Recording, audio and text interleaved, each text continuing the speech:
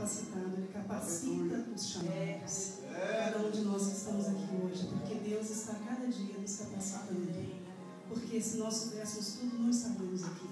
Mas é Ele que capacita, é Ele que nos faz andar, é Ele que dá as palavras, para que nós possamos a cada dia fazer a obra desse Deus maravilhoso, pregar a palavra dele até o dia que Jesus voltar. Amém?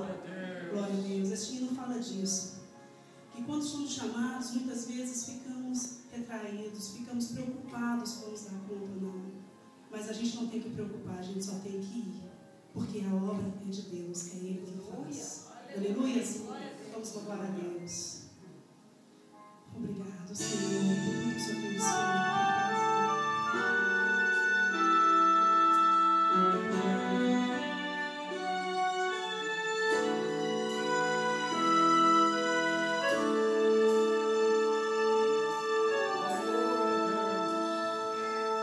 Quando alguém se prontifica a trabalhar,